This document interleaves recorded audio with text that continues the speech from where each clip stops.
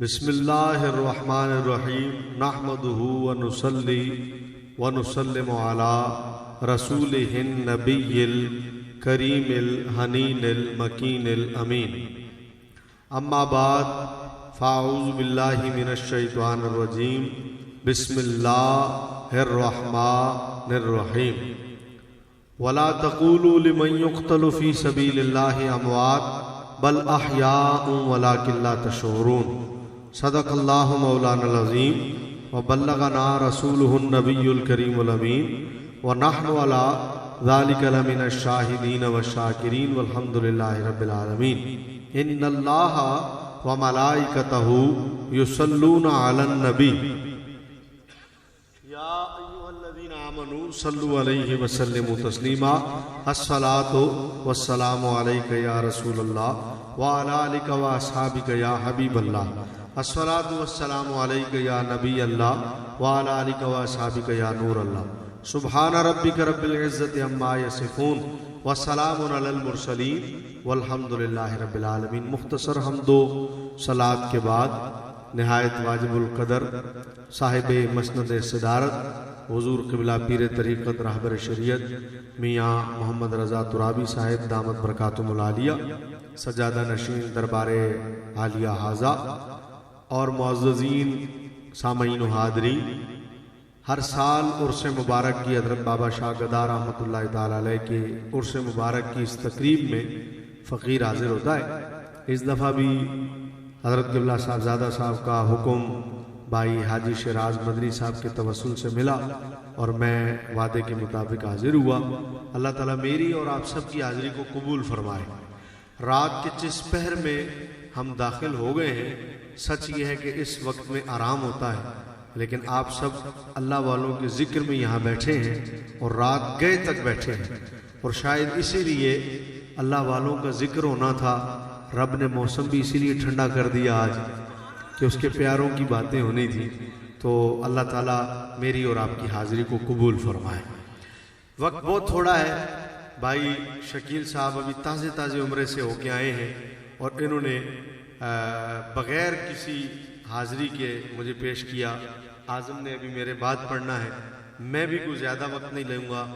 20 minute रहते हैं फजर का वक्त शुरू होने में और 20 मिनट ही मेरी आप हज़रात से तकरीबन गुफ्तगू होगी। अल्लाह मुझे हक़ कहने की और आपको हक़ सुनने की तौफ़ीक़ अता फरमाए। हज़रात जी वकार, दोगला पॉलिसी कभी भी इख्तियार नहीं करनी चाहिए। सियाने कहते हैं दो रंगी छोड़ के यक रंग हो जा, या सरासर मोम हो जा या संग हो जा। दोगला पॉलिसी करने वाले को लोग मुनाफिक भी कहते हैं और दो मुंह का सांप भी कहते हैं। दो मुंह का कहते हैं, दो मुंह का सांप। और जो दोगला बंदा होता है ना, उसकी कोई इज्जत भी, ऐसा है कि नहीं? जो दोगला आदमी होता है उसकी कोई इज्जत है, लोग उसे मुंह लगाना भी पसंद है। जब दोगला आदमी आ जाता है तो लोग अपना मौजू ही बदल देते हैं। मौजू अगर सूद हो तो लोग दूध पे आ जाते हैं, मौजू दूध हो तो लोग सूद पे आ जाते हैं, बदल देते हैं मौजू। क्यों? बंदा दोगला है, इधर दी उधर लादा, उधर दी इधर लादा। बच्चों को थोड़ा सा पीछे कोई एक बंदा, या आप इंतजामी वालों ने बच्चों को थोड़ा सा पीछे पीछे, कोई स्टेज के पीछे बच्चे। तो दोगली पॉलिसी इख्तियार, बोले मौसम ठंडा हो गया पर इतना तो नहीं हुआ कि आप ठंडे हो जाएंगे। हैं? जवाब तो दें कि दोगली पॉलिसी कभी भी इख्तियार यक रंग होना चाहिए।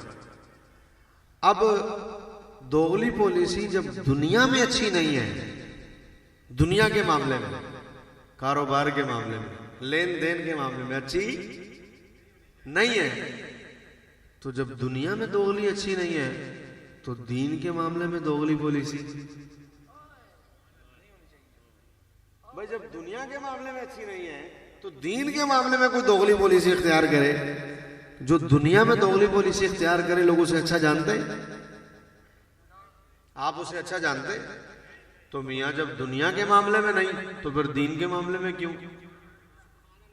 जब दुनिया भी सच्ची और सुची मांगते हो तो दीन तो फिर ज्यादा सच्चा और सुच्चा होना चाहिए, साफ सुथरा, एक ही मिजाज हो, एक ही मिजाज हो। अब वो क्या है, मैं अर्ज करता हूं, हैरत की बात नहीं है मियां कि बंदा कुरान पढ़ के शहीद को तो जिंदा कहे, लेकिन कुरान पढ़ के नबी को जिंदा ना कहे। भाई कमाल है भाई तेरे इल्म पर, भाई अजीब मौलवी है भाई तू, है भाई तू कुरान पढ़कर शहीद को जिंदा कह रहा है, लेकिन वही कुरान पढ़कर तू नबी को जिंदा नहीं कह रहा है। तो मैं ये पूछना चाहूंगा कि मियां शहादत तो नबूवत के मुकाबले में तीसरे दर्जे पर है, तो जब तू तीसरे दर्जे वाले को जिंदा मान रहा है कुरान पढ़कर, है तो वही कुरान पढ़कर तुझे नबी को जिंदा मानने में क्यों मौत आ रही है? अरे दोगली पॉलिसी छोड़, जब तीसरे दर्जे वाला जिंदा है तो मानना पड़ेगा नबूवत पहले दर्जे पर है और पहले दर्जे वाला बदर्जा औला जिंदा है। आइए मैं कुरान पढ़कर दलील देता हूं ताकि बात कुरान से हो ना। हमने कहा शहादत कौन से दर्जे पर है, सुनिए, हमने कहा इहदिनस सिरातल मुस्तकीम, या अल्लाह मैं सीधे रास्ते पर चला। कौन सा रास्ता? सिरातल लदीना अनअमता अलैहिम, मालिक उस रास्ते पर चला जिन पर तूने इनाम किया है, उनके रास्ते पर। तो कुरान से ही मैंने पूछा कि कुरान तू बता अल्लाह ने इनाम किन पर किया, तो फरमाया अल्लाह ने इनाम जिन पर किया अनअमल्लाहु अलैहिम मिनन नबिय्यीन, उनमें पहले वो हैं जो नबी हैं, वस्सिद्दीकीन, उनमें दूसरे वो हैं जो सिद्दीकीन हैं, वशुहदा, उनमें तीसरे वो हैं जो शहीद हैं। तो शहादत कौन से दर्जे पर हुई? तीसरे दर्जे पर। तो जो तीसरे दर्जे पर है, कुरान ने क्या कहा? वला तक़ूलू लिमन युक़्तलू फी सबीलिल्लाहि अमवात, इन्हें मुर्दा ना कहना, मुर्दा ना कहना, यहां कहने से मना किया। चौथे पारे में आप हैरान होंगे, चौथे पारे में फरमाया अब तक तो हमने तुम्हें कहा था ना कहना नहीं, तो तुम कहोगे नहीं, कहना होता बोलना जुबान से, चलो जुबान से इन्हें नहीं कहोगे, लेकिन तुम सोचोगे तो सही कि अपने हाथ से हमने उन्हें कब्र में उतारा है, अपने हाथों से हमने उन पर मिट्टी डाली है, अपने हाथों से हमने उन्हें दफनाया है। कल तक हम फोन करते थे, वो खुद फोन उठा के हेलो कर रहे थे, वालेकुम सलाम कर रहे थे, आज वो फोन ही नहीं उठा रहे क्योंकि उनका फोन उनके पास ही नहीं है। कल तक उनकी गाड़ी उनके पास थी, आज उनकी गाड़ी किसी और के पास है। कल तक उनका घर उनके पास था, आज उनका घर किसी और के पास है। कल तक उनका माल उनके पास था, आज उनका माल किसी और के पास है। तो तुम सोचोगे तो सही कि यार कुरान कह रहा है ये जिंदा है कैसे? अपने हाथों से तो हमने कब्र में उतारा है, तो ये जिंदा कैसे है? सोचोगे तो सही ना।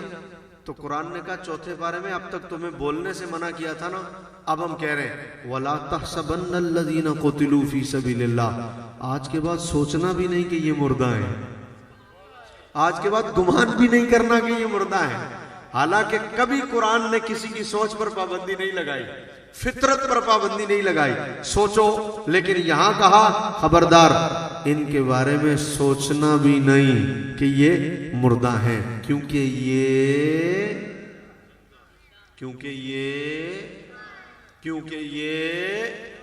जिंदा है।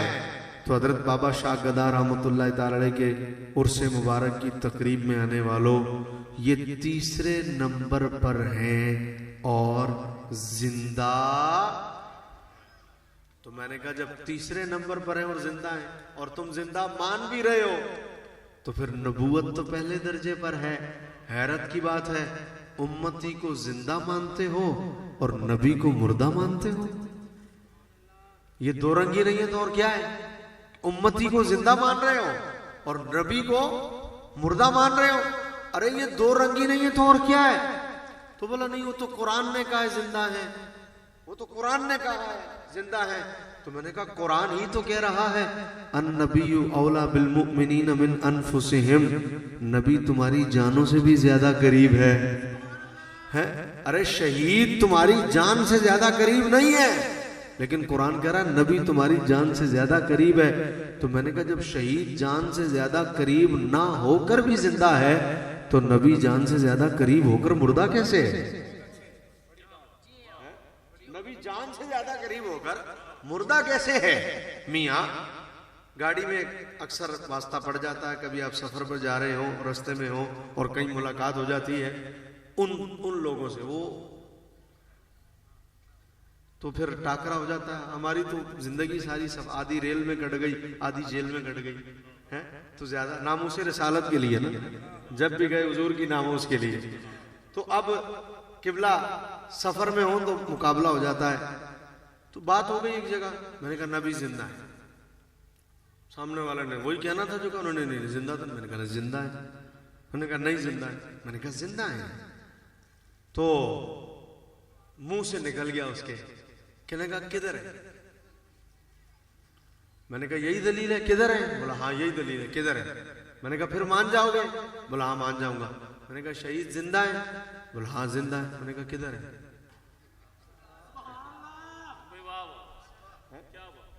भाई शहीद जिंदा है? बोला जिंदा। मैंने कहा किधर है? भाई अगर देखना दलील है कि दिखाओ, तो मैंने कहा शहीद को दिखाओ, कहां है? दिखा तो नहीं सकते, लेकिन मुर्दा कह सकते हो। बोला नहीं। मैंने कहा क्यों? क्योंकि कुरान ने कहा है वह अंतुम ला तशऊरून, तुम शऊर नहीं रखते। तो मैंने कहा जो तीसरे दर्जे पर है उसकी जिंदगी का शऊर तो है नहीं, तो फिर जो पहले दर्जे पर है उसकी जिंदगी का शऊर कैसे आ सकता है? अरे इस अकल से तुम शहीद की जिंदगी को तो समझ सके नहीं, तो फिर उसकी जिंदगी को कैसे समझोगे जो कि अव्वल दर्जे पर है?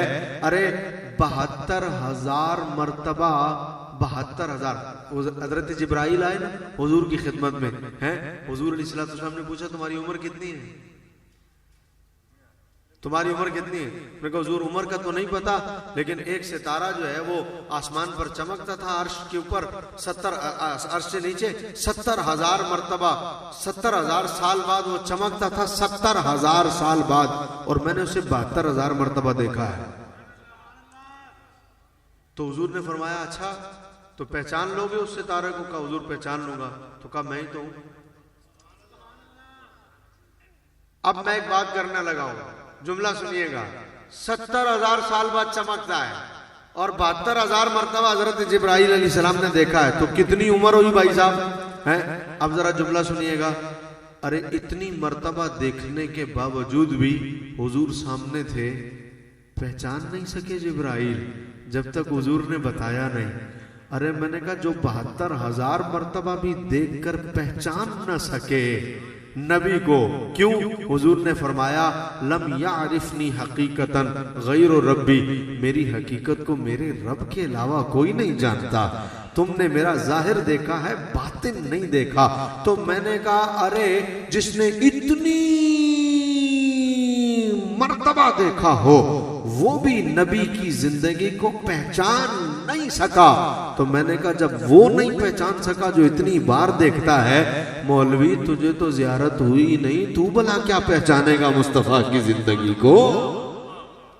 तुझे भला क्या समझ में आए? और फिर शहादत तीसरे नंबर पर है।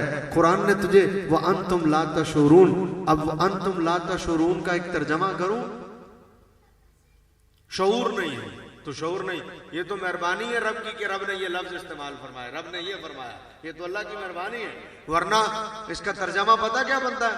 तुसी बेवकूफ हो, बेवकूफ हो। क्यों? समझ नहीं पाओगे, अकल नहीं है। तो मैंने कहा शहादत को अकल नहीं समझ पा रही, ये तीसरे दर्जे पर है। तो मियां मुझे बताओ जब तीसरे दर्जे पर आकर अकल फेल है तो नबूवत पहला दर्जा है, कैसे समझोगे अपनी अकल से? कैसे समझोगे? आओ अब मैं कुरान से दलील दूं, शहीद जिंदा है। थोड़ी आवाज तो मैनू कुछ शक पै रहा भाई, तुझे तो काम खराब कर देता मेरा सारा है। आपने तो अजीब ही काम कर दिया, सारी तकरीर ही मेरी इस मौजू पे। शहीद जिंदा है? कैमरे से आगे वाले चुप, कैमरे से पीछे वाले, शहीद जिंदा है? हुण होई ना गल। अब सारे मिल गए शहीद जिंदा है। अब मसला सुनना जरा, हुण वटे रखना मेरे सामने, जो वटियां चो भी आवाज ना आए सुभान अल्लाह दी गल करना फिर है। अब जुमला सुनना, शहीद जिंदा है। थोड़ी फिर कसर रह गई, शहीद जिंदा है। अब एक जुमला सुनो, जिंदा है। और कौन कह रहा जिंदा है? कुरान कह रहा है। शहीद के इंतकाल के बाद उसकी बीवी 4 माह 10 दिन की इद्दत गुजारने के बाद किसी और से निकाह करना चाहे तो कर सकती है या नहीं कर सकती? अब मुझे बताओ, कुरान कह रहा है जिंदा है, बीवी निकाह कर सकती है किसी और से, तो ये कौन सा कानून है कि शोहर जिंदा हो, बीवी किसी और से निकाह कर ले? हमारे यहां शकील भाई हाजी सिराज मदनी साहब पढ़े लिखे उलमा, किबला मियां साहब, हमारे यहां पढ़े लिखे उलमा अगर कोर्ट से जाके औरत खुला लेके आ जाए, कोर्ट से खुला का पेपर लेके आ जाए और आके कहे जी मुझे खुला का पेपर मिल गया, निकाह पढ़ा दो, तो जितने पढ़े लिखे उलमा हैं वो कोर्ट की जारी करदा खुला पर निकाह नहीं पढ़ाते। वो कहते हैं शोहर आया था, बोला जी नहीं आया, नहीं आया। तीनों पेशियों पर नहीं आया, नहीं आया, तो तीसरी पेशी पर कोर्ट अपनी तरफ से खुला जारी कर देती है। हमारे यहां नहीं पढ़ाते निकाह जब तक साथ में फतवा मौजूद ना हो। कहते हैं जाओ दारुल से फतवा लेके आओ, क्योंकि शोहर आया नहीं है। तो जब आया नहीं है तो उसने खुला दी नहीं, जब खुला दी नहीं तो खुला हुई नहीं, जब खुला नहीं हुई तो निकाह दूसरा नहीं हो सकता।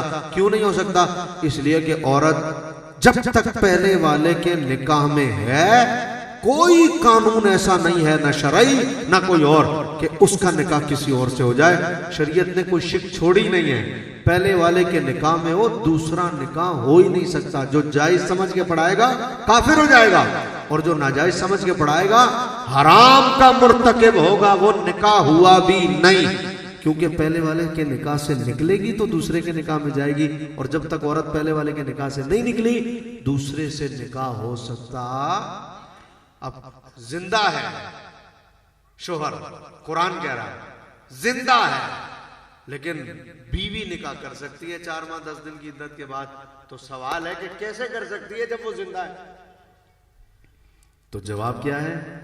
जिंदा तो है मगर उखरवी जिंदा है, दुनियावी जिंदा नहीं है, उखरवी जिंदा है। जो दुनियावी हयात है शहीद की वो नहीं है, उखरवी हयात है। लिहाजा दुनियावी हयात ना होने की वजह से इसका निकाह किसी और बीवी, इसकी बीवी किसी और से निकाह करना चाहे तो इद्दत की बात कर सकती है।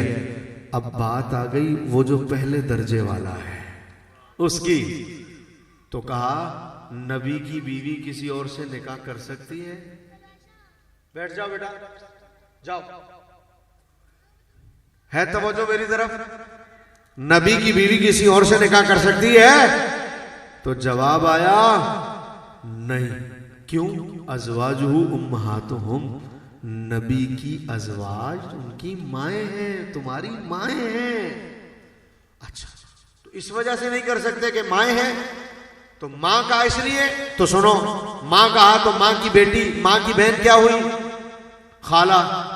तो अगर वो माएं हैं तो फिर बहनें उनकी खाला हुई उम्मत की बेटों की, तो खाला से भी तो निकाह नहीं होना चाहिए था, क्योंकि खाला से निकाह जायज नहीं है। तो हुआ, उनके भाई मामू हुए उम्मत की बेटियों के, तो फिर उनके भाइयों से भी निकाह नहीं होना चाहिए था, लेकिन हुआ। क्यों? जब माएं कहा तो फिर उनके भाइयों से उम्मत की बेटियों का निकाह क्यों हुआ? उनकी बहनों से उम्मत के बेटों का निकाह क्यों हुआ? कहा अरे मां तो इसलिए कहा है कि एहतराम में मां से ज्यादा इज्जत वाला रिश्ता कोई नहीं है। जब एहतराम की बात आएगी तो एहतराम में मां से ज्यादा इज्जत वाला रिश्ता कोई नहीं, इसलिए कहा तुम्हारी माएं हैं। लेकिन निकाह क्यों हराम हुआ? उम्मत के बेटों पर नबी की बीवियां किसी और से निकाह नहीं कर सकती। क्यों? इसलिए अरे निकाह तब होगा जब पहले वाले के निकाह से निकलेगी तो किसी और से निकाह करेगी, और पहले वाले के निकाह से तब निकले जब उसका इंतकाल वैसे हो गया हो जैसे और सबका होता है, या जैसे शहीद का हुआ। कहा यहां तो ऐसा नहीं है, अरे इन पर मौत वैसी तारी नहीं हुई जैसी सब पर तारी होती है, यहां तो सिर्फ वादा पूरा हुआ। लिहाजा ये कल भी नबी की बीवियां थी, ये आज भी नबी की बीवियां हैं, लिहाजा कल भी तुम्हारी माएं थी, आज भी तुम्हारी माएं हैं। ये कल भी जिंदा थे, ये आज भी। और आगे चलो, शहीद का तरका बटेगा?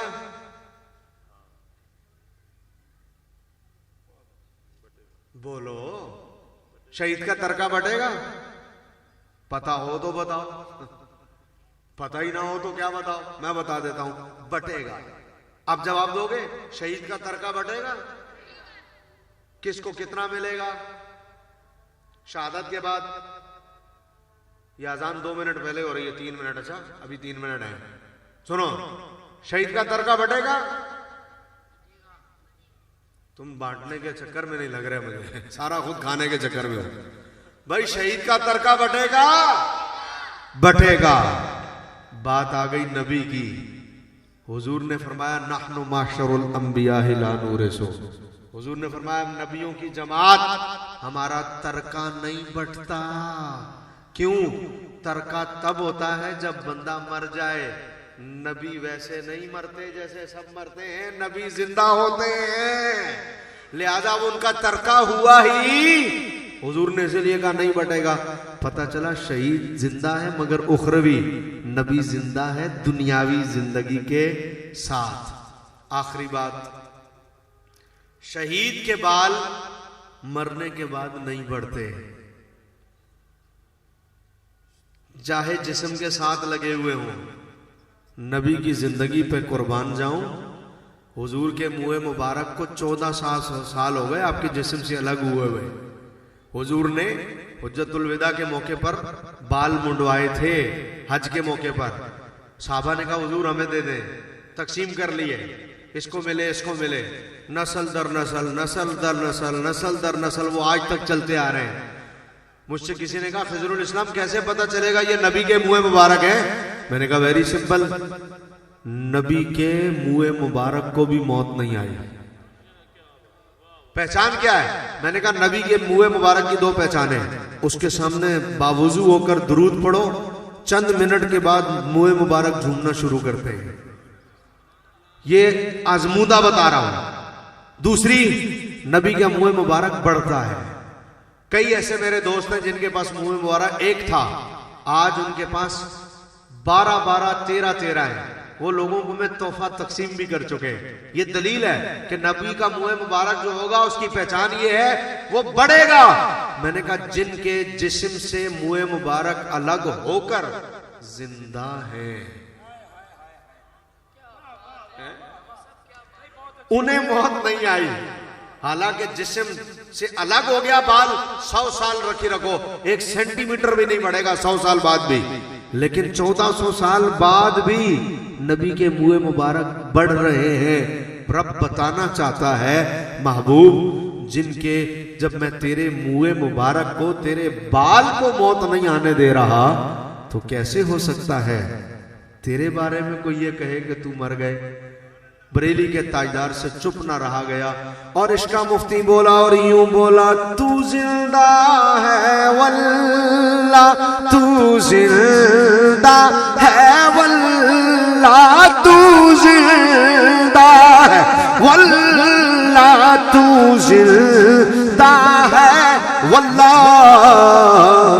मेरे चश्मे आलम से छुप जाने वाले, मेरा दिल भी चमका दे चमकाने वाले। तू जिंदा है, तू जिंदा, चूंकि तू जिंदा है लिहाजा क्या होगा?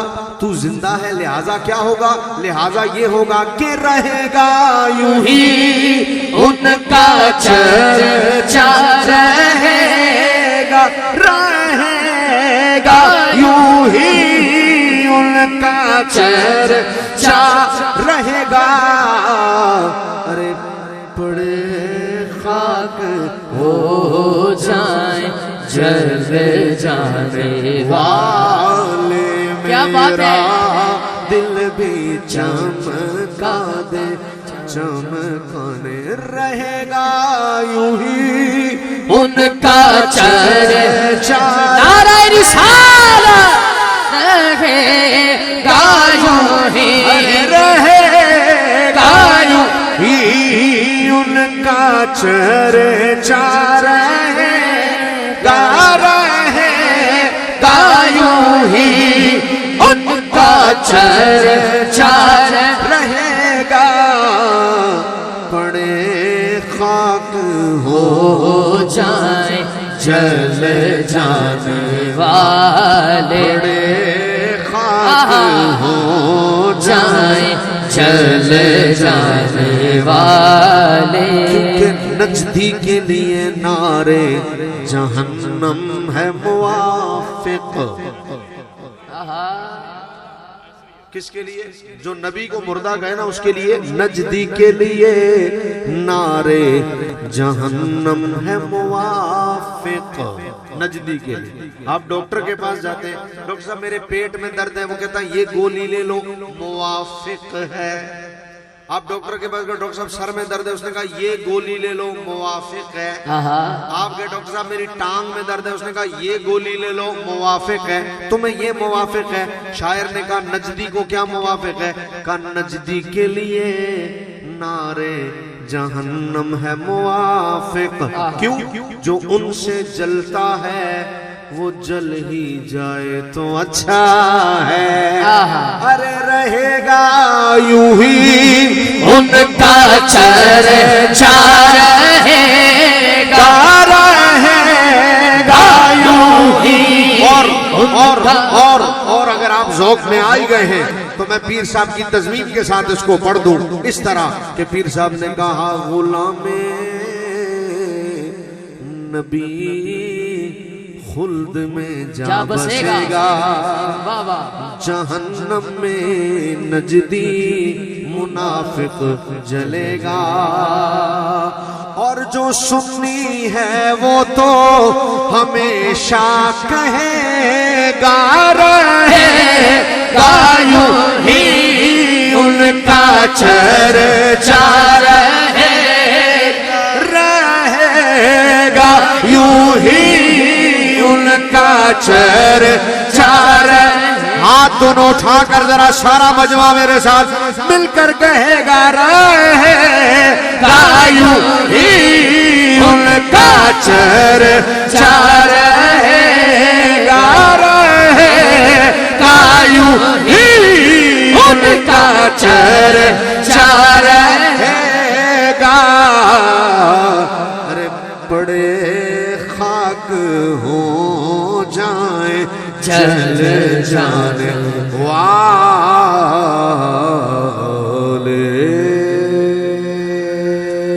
सुभान अल्लाह। तो अल्लाह इसी अकीदे पर हमें जिंदा रखे जी, अल्लाह इसी अकीदे पर हमें मौत भी अता फरमाए। खुद तो बच गए, अपने बच्चों को भी बचाओ। खुद तो बच गए, अपने बच्चों को भी बचाओ। और कैसे बचाओ? अपने बच्चों को कैसे बचाओ?